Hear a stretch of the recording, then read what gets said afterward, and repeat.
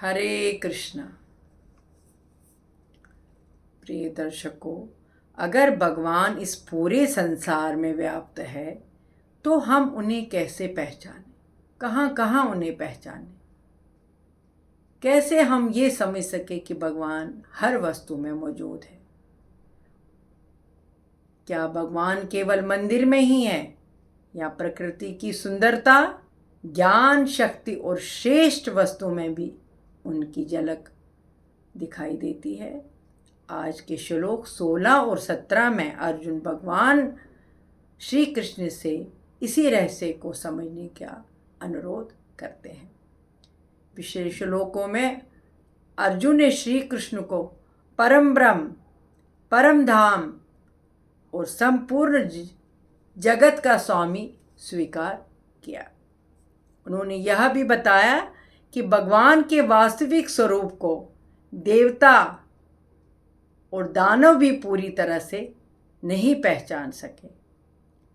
अब अर्जुन के मन में भगवान को और अधिक जानने की इच्छा जागती है। वे चाहते हैं कि भगवान स्वयं अपनी उन दिव्य विभूतियों का वर्णन करें जिनके माध्यम से संसार में उनकी उपस्थिति को पहचाना जा सकता है। श्लोक 16 में अर्जुन कहते हैं, हे भगवान, आप अपनी उन सभी दिव्य विभूतियों का विस्तार से वर्णन कीजिए जिनके द्वारा आप इन संपूर्ण लोकों में व्याप्त होकर स्थित हैं। अर्जुन भगवान से कहते हैं, प्रभु, संसार में ऐसी कौन कौन सी श्रेष्ठ वस्तुएं और शक्तियां हैं जिनमें मैं आपकी दिव्यता को पहचान सकूं? जैसे किसी व्यक्ति को अपने प्रिय इंसान की याद दिलाने वाली हर छोटी सी चीज़ उसके मन के करीब लगती है, कोई तस्वीर, कोई आवाज़ या कोई स्थान।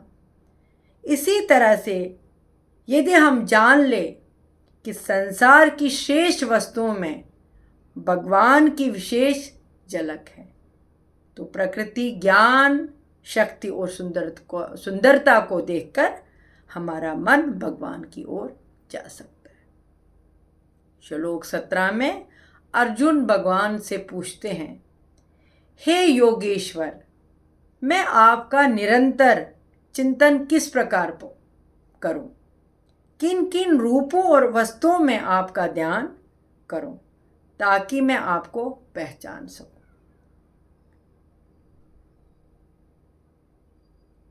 अर्जुन भगवान से ये जानना चाहते हैं, हे प्रभु, मुझे ऐसा कौन सा तरीका है बताइए जिसमें मैं रोज़मर्रा के जीवन में आपको याद रख सकूं और हर जगह आपकी उपस्थिति का अनुभव कर सकूं।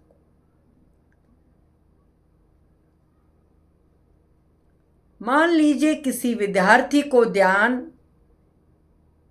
ज्ञान देखकर भगवान की याद आती है, किसी को प्रकृति की सुंदरता देखकर भगवान की याद आती है और किसी को किसी महान व्यक्ति की निस्वार्थ सेवा देखकर।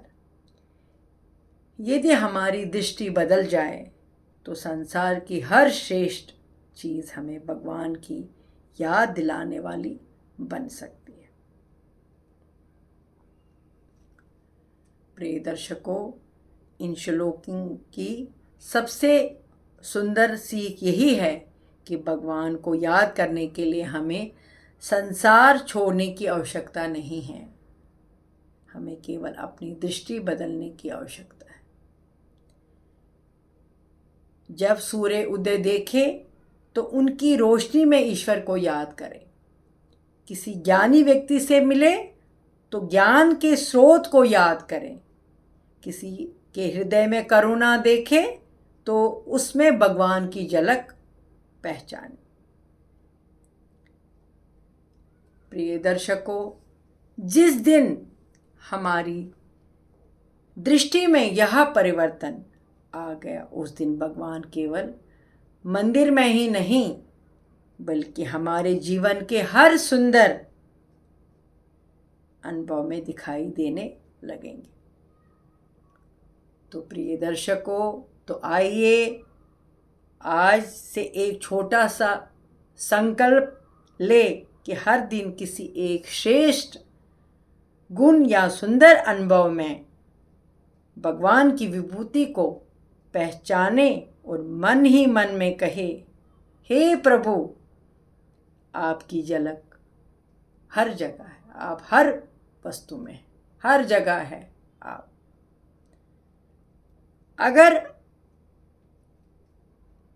अगर हमने अपनी दृष्टि को बदल दिया